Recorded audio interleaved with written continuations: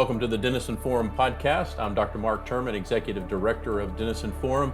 Thanks for being with us for this conversation where we sit down and talk about issues of faith and culture and opportunities and intersections. Today, we're welcoming to the podcast Erick Goss. Erick, would you like to say hello? Yeah, hello. It's great to be here. Yeah, let me tell our audience a little bit about you. We're just now meeting together for the first time ourselves, but let me tell you a little bit of the formal background of Erick Goss. He is the CEO and co-founder of Minno, which is a streaming platform for Christian families. Originally from Kentucky, Erick graduated with honors from the Naval Academy. He first served as a helicopter pilot and then as a spokesman for the Navy Office of Information at the Pentagon. After completing his MBA at Michigan, Erick joined Amazon shortly after the company went public in 2000. During his 7-year tenure, Erick led the creation of what I'm sure many of our listeners will recognize as different parts of the Amazon world. The first ebook business, print on demand, super saver shipping. We thank you for that, Erick. The Amazon credit card, and oversaw North American book buying. Goss left Amazon and moved to Nashville in 2006, where he served as CMO of magazines.com. Goss has helped to plant churches in both San Francisco and Nashville. And he and his wife, Lisa, live in Nashville with their 3 daughters. We're thrilled to have you, Erick, and thank you for making time to have a conversation with us. And we're grateful to make the connection. As we get started, I just wondered if you would unpack a little bit more of your personal background, what it was like for you growing up in Kentucky, and maybe some of your spiritual background and testimony as well. Yeah, so I grew up in a small town in the middle of central Kentucky, just south of Lexington, called Danville. Some people may be familiar with Center College. It's hosted the vice presidential debate a couple of times. Right. And but my family was nominally Christian, so they would actually send my sister and I to Sunday school and then pick us up. So they never really attended church. And Christianity was just kind of part of the culture that I was growing up in the Bible Belt. And so, but, I think when I was in high school, there was a part of me that, as I was hanging out with kids, this is kind of classic me growing up, is I was looking at the other kids getting baptized. And I'm like, well, I know the Bible better than them. I was always a good student. And so I went ahead and got baptized, and then started going to church when I could drive, because I felt guilty leaving after Sunday school. And wanted to take my sister. And then when I went to Naval Academy, got invited to a Bible study with the Navigators. And that was transformational, because I'd say for me, Christianity was just kind of a part of what it meant to live a good life.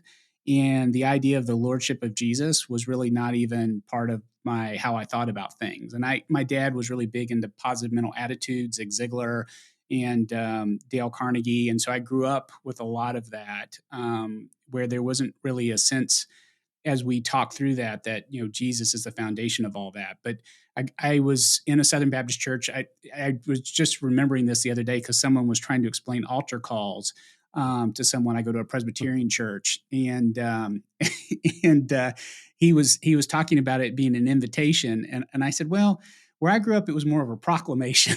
Mm-hmm. Very much so, yeah. Because he was saying, we're inviting you up, and I said, well, I was always presented, it was more like taxes. Like the government invites you to pay taxes, but there are consequences if you don't. That's a pretty good way of putting it. Yeah, for sure. And so, but I definitely grew up with a pastor who was an evangelist, and but I think what I started reading the Way, New Testament, the New Living Translation, and because I felt bad that I didn't know more about the Bible when I went to Sunday school. And as I read it, I'm like, man, Jesus seems so different than what I hear at church. And then when I was at the Naval Academy, had a chance to be with the Navigators, and really that, it was intense. We did 4 hours of Bible study a week to be a part of the group. We did 4 hours of Bible study a week. We had to share the gospel with someone once a week, pray every day, and scripture memory. And so, And while there was definitely some legalism associated with that, it created a really great foundation that the Lord used. But my mom was one of 9 kids growing up in Eastern Kentucky. Went to a one-room schoolhouse. I was the first college-educated male in my family, and one of the reasons I chose the Naval Academy was because I just didn't know how to pay for college, and really didn't have anyone to kind of look to kind of guide me through that. And so it was a really a kind of a life of first and being intimidated and overwhelmed by all that, but at the same time, holding on to Jesus as well as I knew him at the time. Wow. Thank you for that. So tell us a little bit more.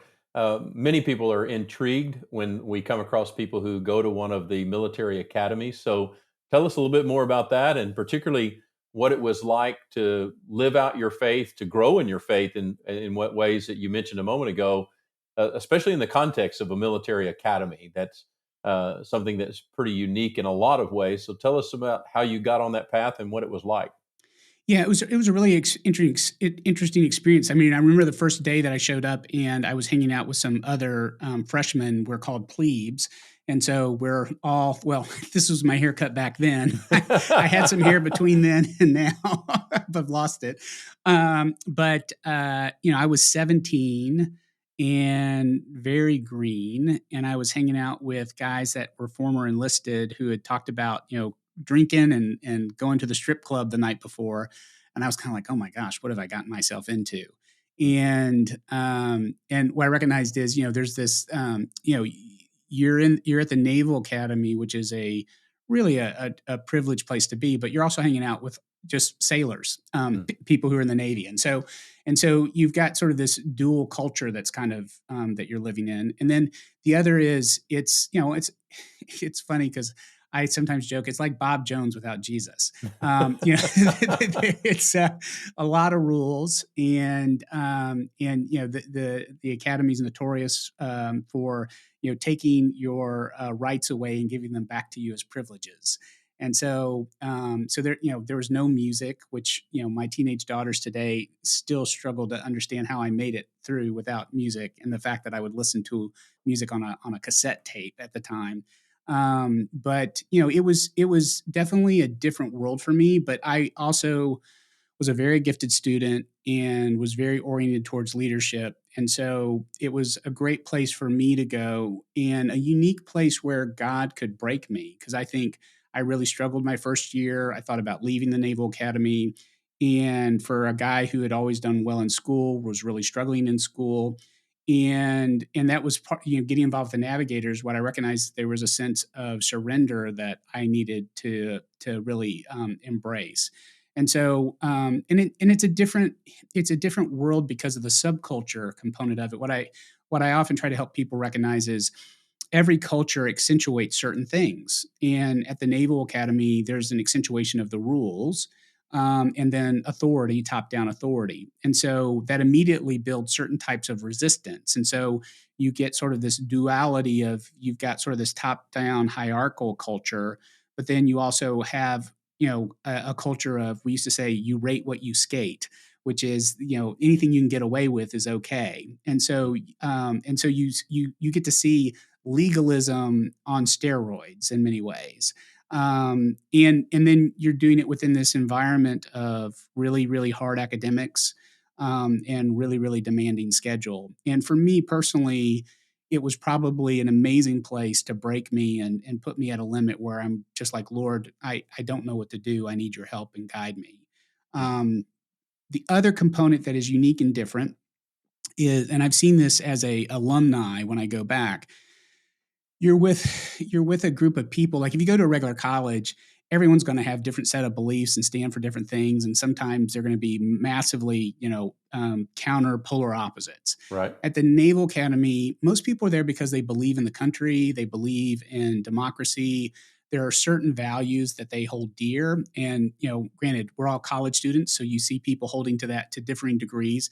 But it's been interesting for me to see the people that I graduated with and going back on reunions. It's really a remarkable group of people where there's a real sense of a center. There's principles that they hold dear, and they stand for things. And you don't necessarily see that in the general population or at a regular college. And so there's a sense that certain things are true. And I think as you get older, you have a real appreciation for that commitment to the truth and that these things are more valuable than other things. Right. And that creates a unique sense of unity and camaraderie that you're not going to find everywhere else, obviously. And from the standpoint of authority in a military academy, there's a necessity of what they're teaching you in terms of a top-down authority and the emphasis on rules, because in that context, right, it's necessary to accomplish what ultimately the military academies are all about, which is the preparation of soldiers and sailors Yes. for really hard work. And like I said, creates a unique kind of community that many of us outside just stand in awe of, with obviously a great deal of deep appreciation as well. And I wouldn't be surprised at all if every first year plebe really thinks about leaving at some point. That seems to be consistent in all of these stories about the military and military academies of what did I get myself into, and can I survive this, right? Well, a funny story. I remember I remember coming home for Christmas, so grateful to be away from the Naval Academy. And I was hanging out with all my friends, and they were all so desperate to go back to college because their social lives revolved Yeah. around college. Right. Yeah. And I was like, wow, what would it be like to actually want to go back to the Naval Academy? And I remember walking in, going to my room, and as a plebe, you're squaring corners and walking straight lines. Everything has to be at 90-degree angles. And my other roommates started walking in. One was from Louisville, and the other one was from Buffalo, New York. And I think I may have been the first one who said, "Man, I just don't know if I want to do this. I'm just tired." And then my friend from Louisville said, "I know, I don't want to do it either. Like, screw this place. I don't want to do this." And then Right, yeah. my friend from Buffalo was like, "Let's just quit." And we're like, "Well, we've made it this far. Why don't we just all do it together?" And so there was sort of a sense of misery loves company. We're going to suffer well together just to get through the second semester. So anyhow, it was a unique experience. Yeah, that's kind of funny. College kids home for Christmas, right? They're like 2 weeks in, they're hoping they can go back, and you're hoping for 2 more weeks to get to stay home, right? Absolutely. Yeah, Absolutely. yeah. Well, I was looking. You have a very interesting career path, obviously involving the military, with helicopters kind of withstanding as maybe the outlier. Is the common link of your career path? You just like to communicate, and you like to communicate story well. Is that the link? Interesting. I've never had anyone draw that conclusion. Um, yeah, there is a strong communication component to who I am as a person. And I think one of the things that's very important to me, and one of the reasons I love Minno, is this idea of how do you create meaning in other people's lives. And I was a good helicopter pilot. I was above average for my classmates, but I was really good spokesperson at the Pentagon. And I think one of the things I recognize is a just really gifted communicator. But I'm one of these guys that's right brain, left brain. So I work well with creatives, but I also work really well with engineers and love sitting down with my CFO and digging into a spreadsheet. But I think above all that, it's what are we communicating to the world, and what are we doing to help people's lives improve. I kind of look at my life almost in sort of three major initiatives or waves. The first was I want to participate in fighting the evil empire, the communist regime. And so I want to go, I was the Top Gun class at the Naval Academy. And it was the most selective year in the history of the academy, primarily due to the movie. And but there was a sense that we are there to defend democracy. And then when I left the military and really wanted to look at getting involved in the business world, I was very enamored with what Jeff Bezos was building at Amazon and this idea of transforming e-commerce. I loved books and loved media. And so the idea of going to Amazon to be a part of transforming the way people bought books and bought media was really extraordinary. And I was really motivated and excited about that. So And yeah. go So ahead. is that to say that you love all forms of communication, and particularly as we get to kind of the background and story of where Minno came from? Do you just like communicating great story and Well, in that's helping interesting shape because people's lives. Yeah. yeah, that's interesting because the third stage of this has been recognizing the importance of the gospel and the importance of discipleship, and specifically child discipleship. And my co-founder and I, when I first started working with him, we wrote down a mission statement for our partnership, and it was to make transformational ideas practical through story. Mm. That Wow. was really what we wanted to do, because what we both believe is the best ideas are often the most poorly communicated. Mm. And so if we could essentially serve as publicists for transformational ideas to help people better understand the good stuff, that would be a life well lived. Mm. So tell us how Minno comes into creation as you decide to move at least halfway across the country, almost all the way across the country from Amazon into Nashville, and to start a new idea. So tell us the startup story. Yeah, so it's messy, as a lot of startup stories are. I wish it was a little cleaner, but at a high level, I had spent 7 years at Amazon and had a good run. I really felt like the Lord calling me out of the company, and to look at what I could do to take really a Christian point of view on leadership and infuse that within a corporate environment. And the one thing I recognize at Amazon is companies are top down. Like, you set culture at the top.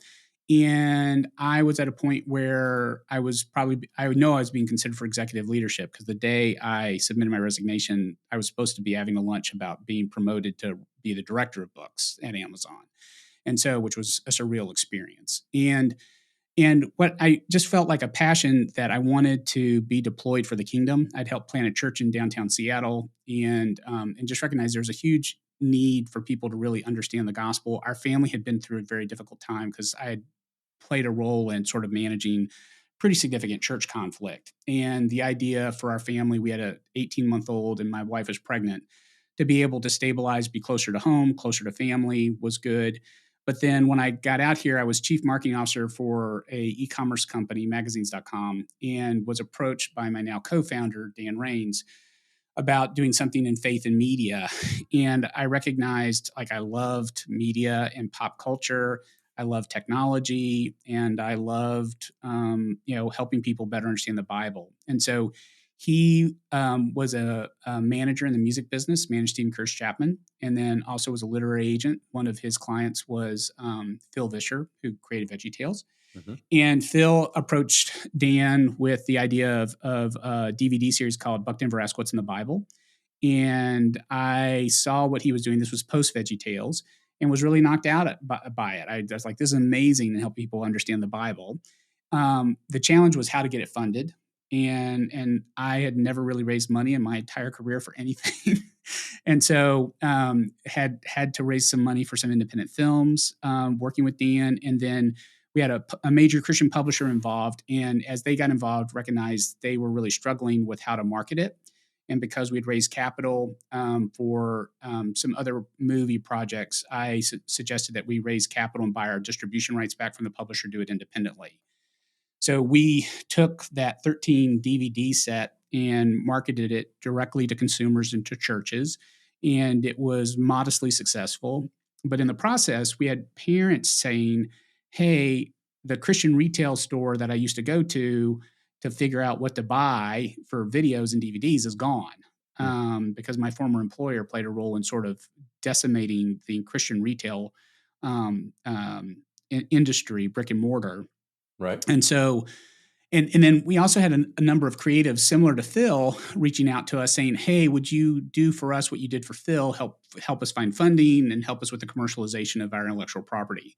And so as I thought through that, what I recognized is this sounded a lot like the early work that I'd done at Amazon around digital media platforms, that there's a market here where you've got demand and you've got supply, which typically when you have that type of environment, you can create a platform. And so that led us to building a platform called Jelly Telly. And we had our investors who were in What's in the Bible helped us with Jelly Telly. But as we were scaling Jelly Telly, it was pretty clear no one really had the appetite or the stomach to basically take Jelly Telly to kind of full scale. And so I ended up working with a mentor of mine, who's now my chairman, who I'd met and known for a number of years. He basically said, "Hey, why don't I come alongside? We'll help you buy the assets and let's set up a new company." And when we did that, one of the things that I was really passionate about is what could we do to create a platform, not that's just an entertainment platform for Christian kids, but what could really help connect families to Jesus every day. And so the name Minno is based on the Greek word Minno from John 15, where Jesus is talking about abiding with him. And the idea was we really wanted to create a platform that facilitated kids abiding with Jesus every day, as well as their parents. And I'm a big believer that kids have significant influence over their parents. And it used to be, parents took kids to the movies. Now kids take their parents to the movies and take them to church often, right? And take them to church also. And so, and I had noticed in the church plants I'd been involved in that when we were super intentional with children's ministry, it had an impact on the parents' spirituality because the kids would go home and ask questions and the parents would feel bad and feel like they've got to elevate their parenting game. And so, if you look at the numbers, and again, I'm a big strategy guy. What I looked at is, I was involved in Navigators, love adult discipleship. But if you look at the numbers, more than 60% of Christians became Christians before the age of 14. Right. And then 2/3 of kids who grow up in the church leave the church when they go to college. And if you ask them what they believe, they couldn't tell you. And so what I recognize is there's this massive kingdom opportunity, massive church growth opportunity that if we could keep 50% of those kids who walk away, and we could help kids actually really understand and expand the number of kids who are getting impacted by the gospel before the age of 14, it might be the best church growth strategy on the face of the planet. Right.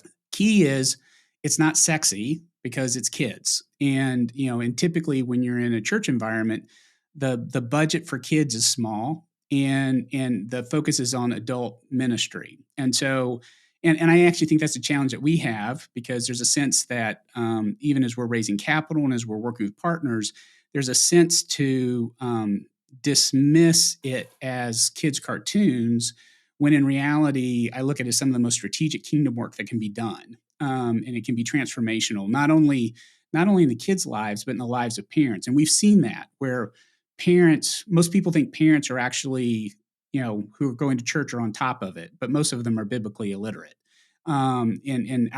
Basically in the interviews and the research that we've done.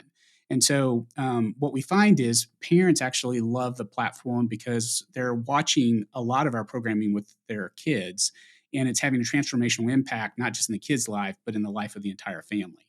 Is part of the challenge, you think, especially in a digital environment? We talk at Denison Forum across our various ministries that, the next great awakening that we're hoping for, that we're praying for in our part of the world, where the culture would significantly shift into a kingdom mindset and with Christ as the center, that might be actually catalyzed by what digital technology and everything makes available to us.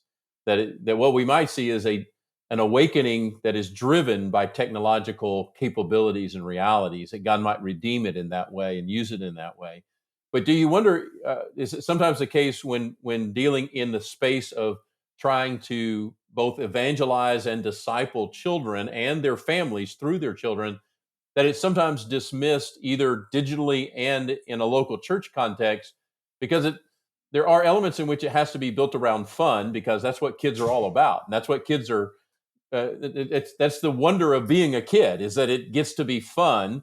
And especially anybody that is familiar with Vischer's Veggie Tales and all that, it's fun. And a lot of churches have discovered in many ways over the last 20, 30 years, if you can communicate biblical truth, deep, significant biblical truth in an enjoyable, fun context, you can hold on to the kids, right?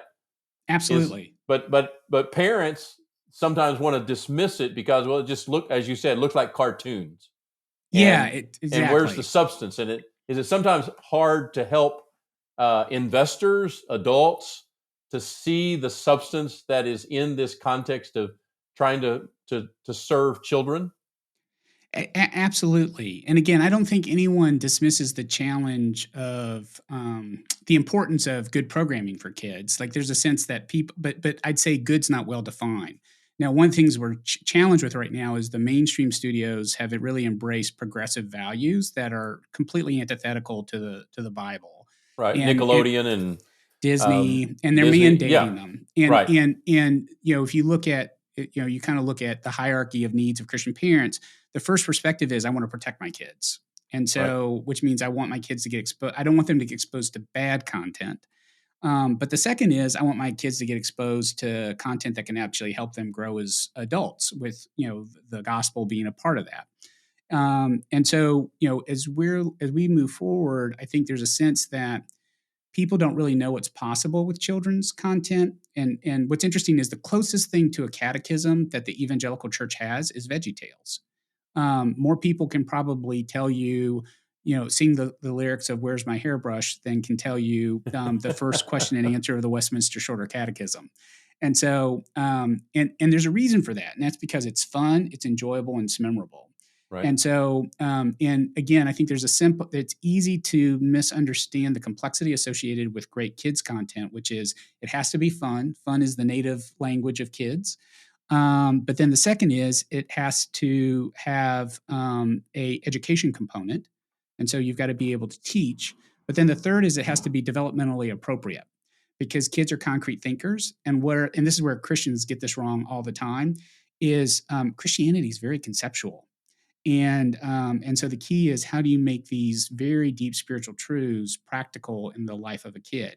And what I love about kids is they really can take you to task. They can hold you accountable. Hey, that's way too complex. But I think I heard a creator say this once, that we have a tendency, we overestimate what parents can get and underestimate what kids can get. Hmm. And so there's a sense that as we're forced to communicate biblical truths to kids, we actually are getting through to parents. And so there's some complexity there, but the reality is we don't focus on it because kids aren't necessarily advocating for themselves. And so, that's one thing that's unique about our platform is we really think of ourselves as kids first. Nothing is more terrifying. I can say this again, people don't have this experience, but nothing is more terrifying than being a creator and then doing kid interviews on your show and how kids think about your show. Because they are tough critics, man, tough critics. And no filter when it comes to honesty, right? No filter. No filter. Which is what we love. Which is what we love. Yeah.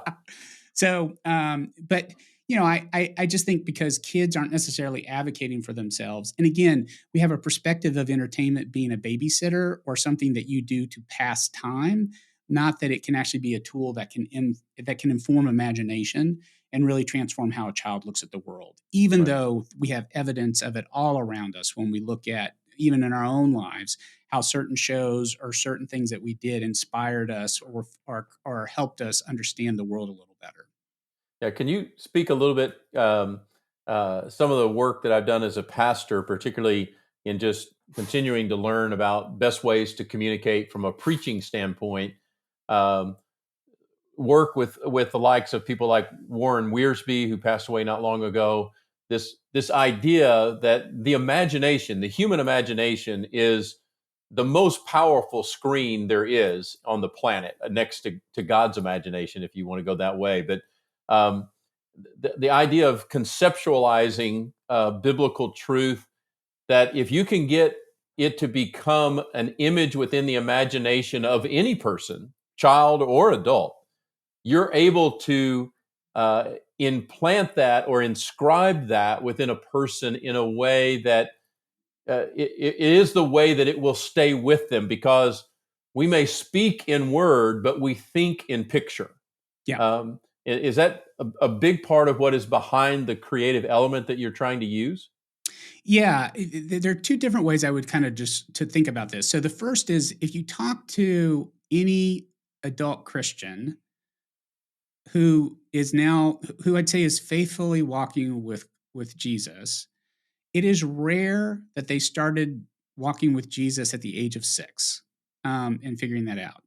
Typically, there's often some kind of transformational thing that's happening in their 30s or 40s. And oftentimes you have people who come to Christ in their 20s and 30s. Right. And I went through a experience where I was on the verge of bankruptcy when I was 48 or 49 years old.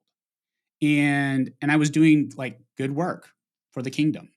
And there was a sense of, wow, how could God allow me to get to this point when I'm doing something good on his behalf? Mm. And I had a very wise mentor basically say, well, you kind of got what and why, like what you're trying to do something great for the kingdom and why you're wanting to follow God, but your how is completely messed up. But you are not doing this by God's means. You're doing this by Silicon Valley, West Coast technology means.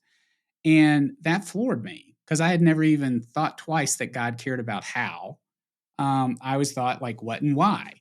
And what I recognize is at what point in my life would my life look a lot different had I gotten exposed to those biblical truths and really to the nature of God and how he wants me to walk with him. And that could have happened at 18, that could have happened at 16, that could have happened at 8, that could have happened at 4. And so, but how does that happen? And most of the time, unless you've got super intentional parents, and there are a number of super intentional Christian parents out there, but most of them are like me, which is I know Jesus, I love Jesus. Wow, I've got kids. How do I talk to them about Jesus? Mm. And so what I recognized is um, having good media can really serve as an amplifier to help parents imagine what it's like to be able to teach their kids spiritual truths. Because again, no, every parent is the best parent in their kid's life, but not every parent is going to be able to know how to communicate spiritual truths in the most effective way for their child. We can bring in experts and great creatives and storytellers to help with that, and then parents are basically released. They're liberated to actually be the spiritual heroes in their kids' lives that they long to be.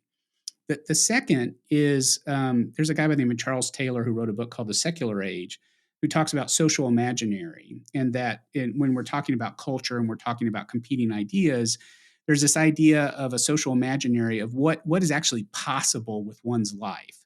And you start thinking about the good life, like what's the best way for me to have a good life? I grew up thinking the American dream, that I wanted to make a lot of money, be rich, and give money away and be a good guy.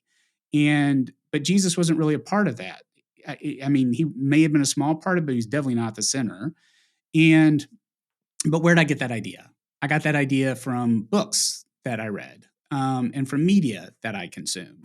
And the idea that I could live a life surrendered to God, I'm like, I didn't encounter that till I was in my 20s, and I'm Right. like, that is foreign and that is weird. But now I'm reading George Mueller's biography, and for folks who don't know, George Mueller was a guy who created an orphanage in Bristol, in Bristol, England, for the purpose of actually demonstrating the power of God and his promises. And I read that today, and what it does is it shows me there are things that he's trusting God with that I'd never even contemplated trusting God with. And so what it does is it's creating this whole new faith landscape for me as a 54-year-old. Well, the thing I'm convicted by is, what if we raise up a generation of kids who have the fact that God can actually work powerfully in their lives because they're getting exposed to media where they're seeing the lives of saints that's transformational in society, transformational in families, or just giving them the ability to trust God when hardship happens in the family versus going to self-reliance. Right. And so for me, I'm a guy who was schooled in self-reliance, and I spent the first half of my life learning how to be as independent and self-reliant as I can. And I will likely spend the last half of my life learning how to break all that and become dependent on the Lord. And so the idea of, man, if my children can not get the dose of self-reliance and get schooled in self-reliance in the way that I did and actually learn God dependence, what's going to be the impact in their life? And so, there's one sense where Minno is simple, it's children's media, but there's another sense where there's a real passion behind it for our team of what can we do to help people experience the richness of the gospel and to trust God for amazing things in the world in regards to his kingdom.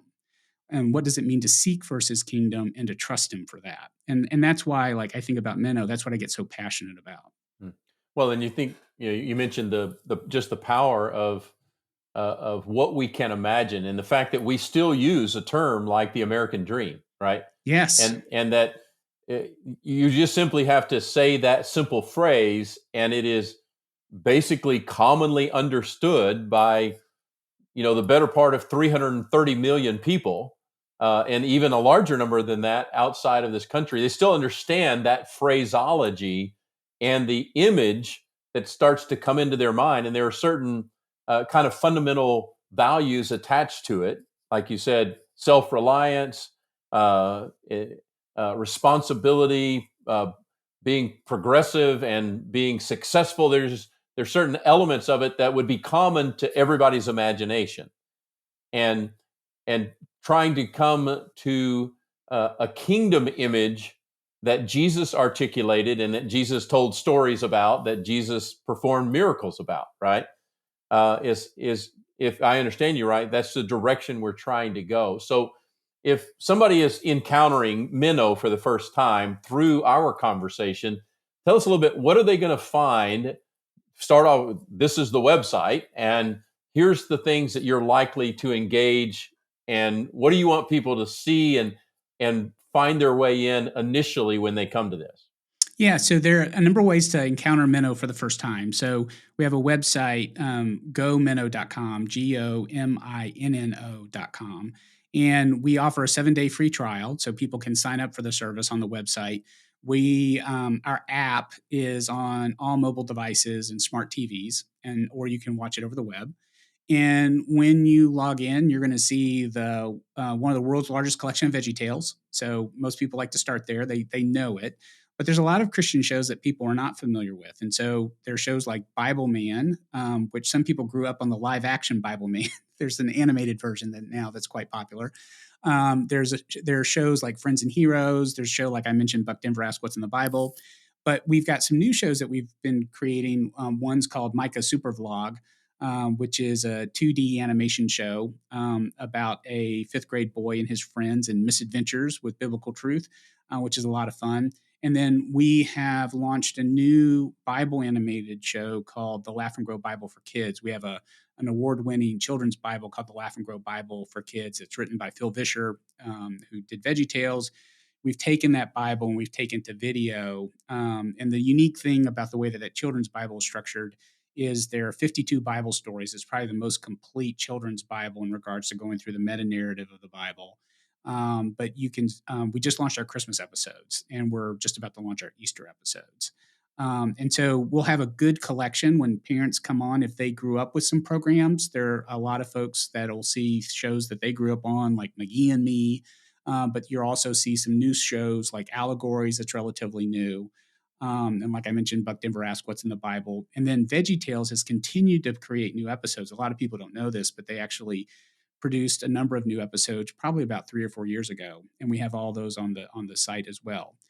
A couple of the features that's unique, what makes us a little bit different than other services, is you can also find a couple things. We have the Minno Day Show, which was informed by our Minno Church at Home, where we basically took sort of best of shows to create a 30-minute show for parents to be able to do church at home.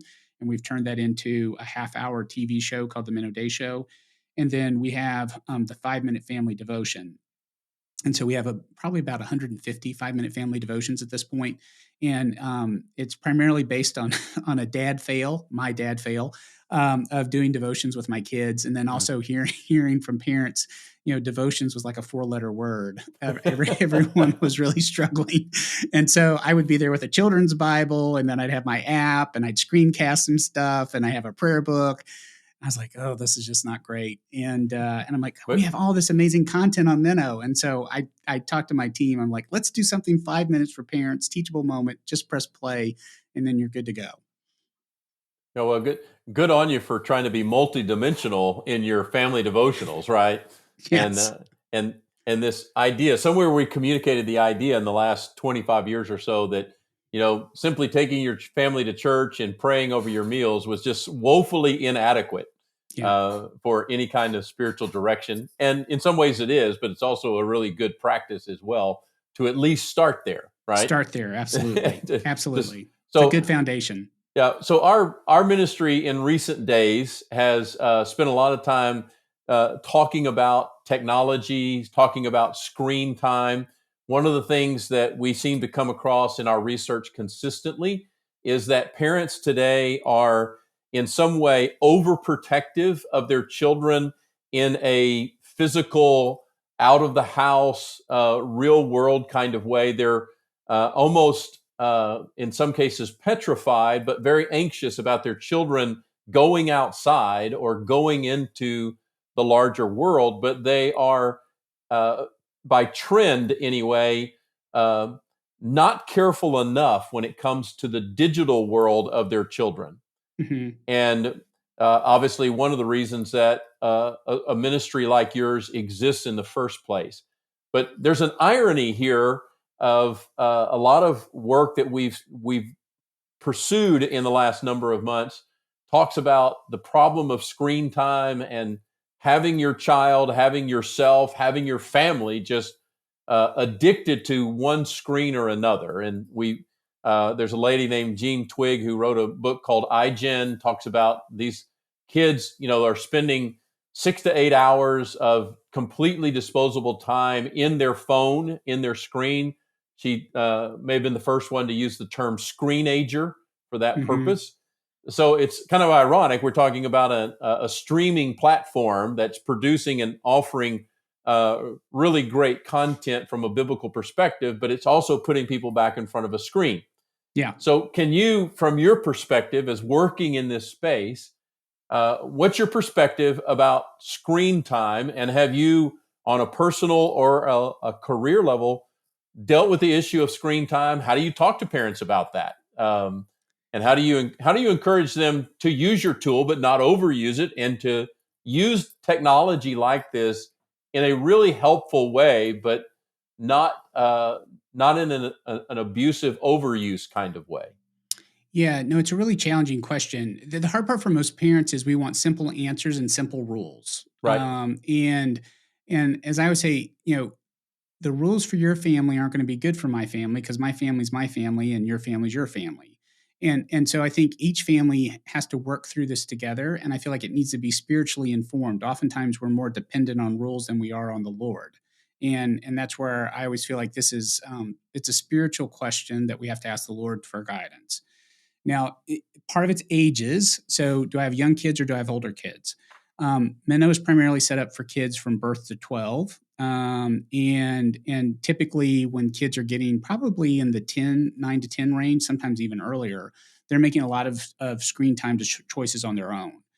Because of the way devices are. And to your point, in regards to in the external world, we have a lot of control over where our kids are because it's physical. In digital, it's so challenging because I used to work for one of these companies. We're spending millions of dollars in hiring the best people in the world to see what we can do to get as much stuff in front of someone as possible. And on most of the platforms, that includes kids. And the challenge is on Netflix. Like, as soon as Netflix launched their kids category, who's making decision about what's appropriate for an 8-year-old? And what's appropriate for one 8-year-old is not appropriate for another. But Netflix doesn't do that. They have one size fits all, what's appropriate for an 8-year-old. YouTube, which is challenging because we know about YouTube Kids, but the reality is most kids programming is viewed on YouTube, which means there's advertising involved. And YouTube is a wild, wild west. Like, you just have no idea what your kids are going to get exposed to. And granted, YouTube's trying to work on that and be more diligent. But the platform itself, because of the way it monetizes, they will not sacrifice monetization for child safety at the end of the day. Like, that's always going to be attention. And they're going to, and granted, they've made decisions, and I don't necessarily agree with all of those decisions, but it's always going to be challenging. And we're on YouTube and expect to be on YouTube more. But I think it's really, really tough. The industry is working almost in opposition to what parents want because of economic incentives. For young kids, I think screen time limits are super important. And you've got to think through that. But screens themselves, I think you have to be careful about this, because the example I give is, like, my undergraduate degree is in computer science, and I spent a lot of time in front of screens as a kid because I love technology. And the question is, was that screen time good or bad? Like, some of it was video games, but the video games led me into how video games were made. And so that led me into coding. And so I think it's important to understand what the impact is. And then I've got 3 girls. Each one of them deal with screens a little bit differently. And so I had to be sensitive to how the content that they were watching and consuming impacted them. And again, I think really important to limit screen time in younger kids. And then as kids get older, I think it's important for parents to partner with the kids to understand what are they watching and what's appropriate. And again, it's super challenging. I have a computer science undergrad. I live in technology. I teach digital marketing at Vanderbilt Business School as an adjunct. And nothing is more crazy to me than putting screen time limits on my kids and fixing the router. And, not everybody's got someone with my expertise. and I find it challenging. So I think it's important, but one of the reasons we've created Minno is not so much to prevent screen time, but to make screen time count in the lives of kids and to see what it can do to be a tool. Like as you're talking about digital media, I've looked a lot at philosophy of technology, and there are some writers, Jacques Ellul, who was a 20th century writer, French philosopher, theologian, Albert Borgman, who's written on this, which is technology is a means. It's a means for things, and so means can be used for good, they can be used for bad. Certain technology or means are biased towards bad versus good, and some technology means are biased towards good versus bad in regards to how we look at it biblically.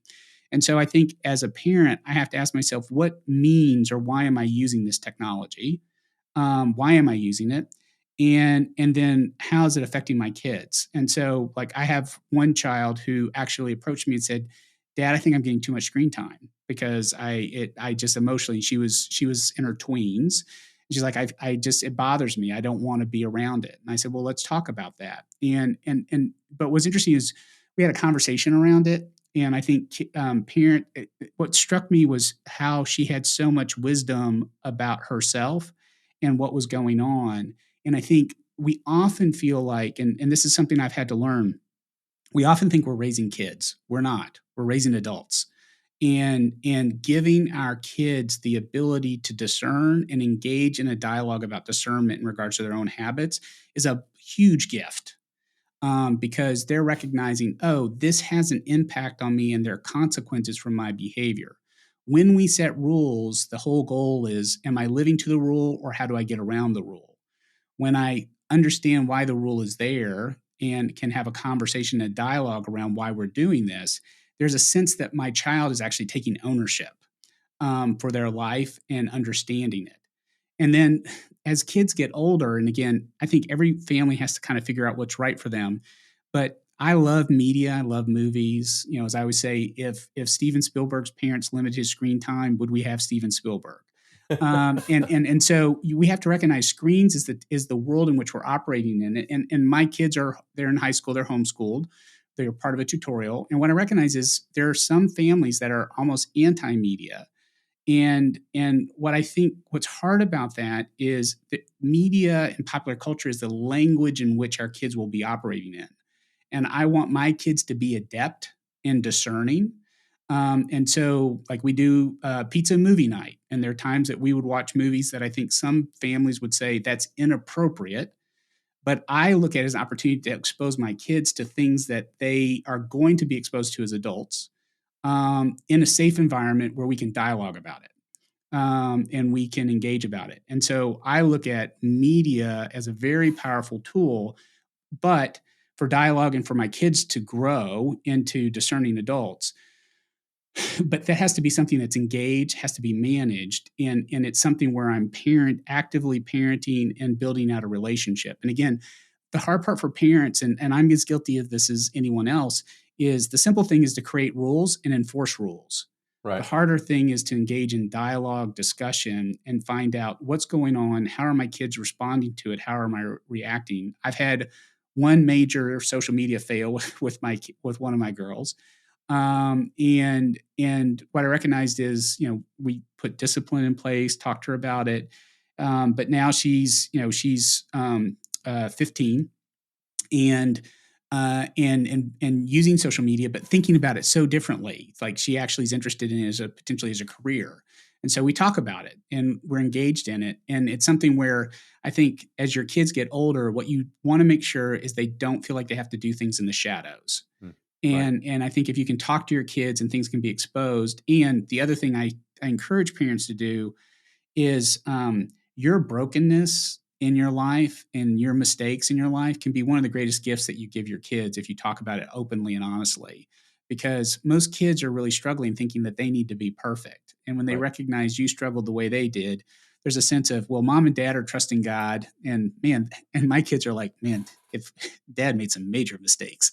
Yeah, because there's a kind of a built-in intimidation factor. May not be true of all kids, but it seems to be true of most kids, which is I do want to please my parents. I don't want to disappoint them, which sets them up to hide when they're struggling or when they failed. And to the degree that as parents at appropriate places, right, where you can show your own clay feet, show some of your own brokenness, your own weakness and struggle, you become more real, and the standard of living up to some perspective or idea of perfection starts to get more realistic, right?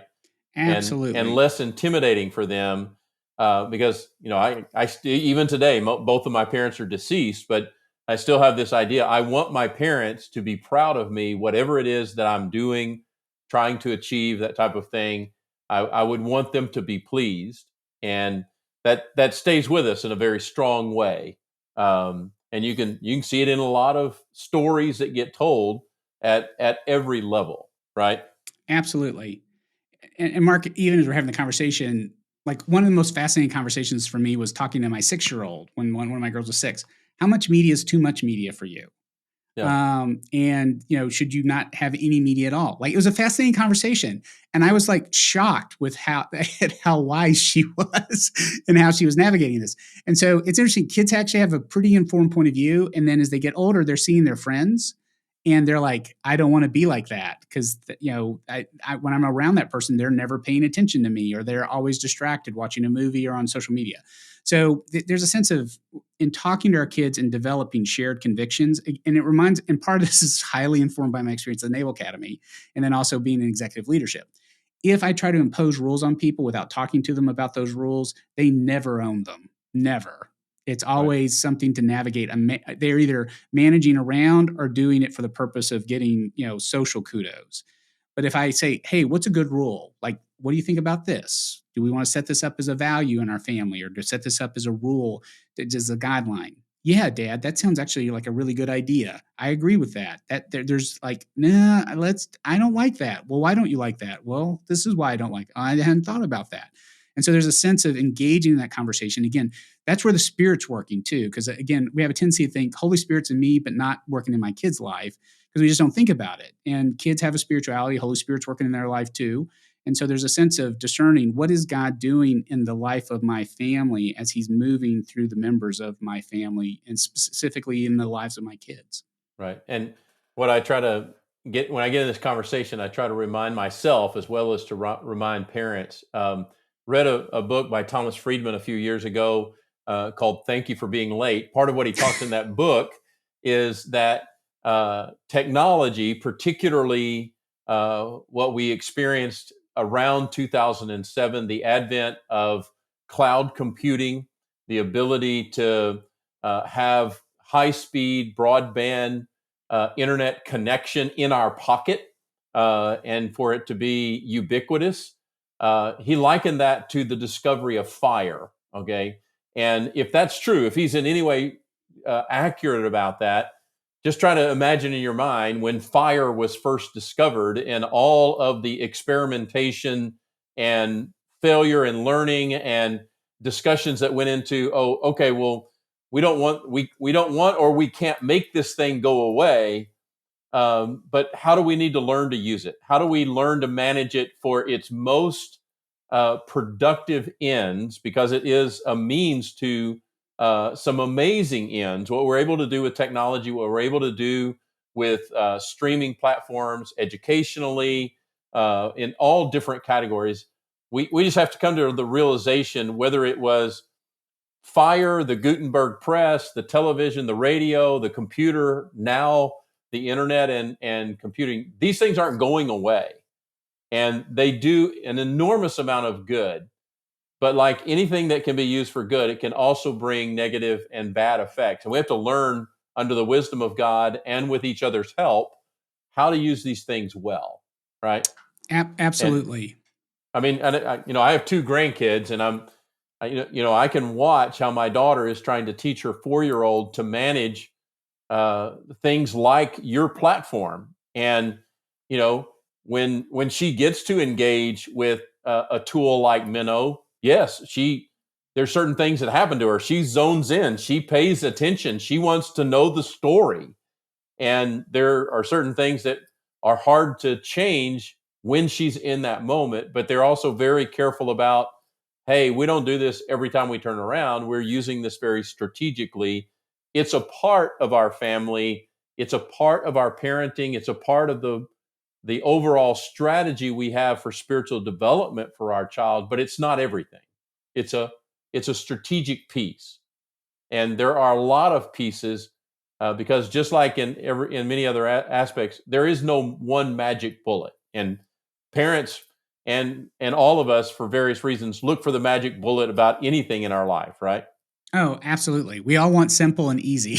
Yeah. But simple and easy usually doesn't produce the greatest kind of character and person that we're looking for, right? No, it doesn't. And Mark, I'm reminded as you're talking, so much of it, I think about the life of our family. What's God have to say about this? What's and all these questions. There's a sense of bringing them before the Lord and talking to your kids about, what would the Lord have to say about this? And it's interesting because, again, oftentimes for parents, what's really tough is when your kids are in their teenage years. I always say it's tough because it's so important for them to leave you, to basically build their own identity.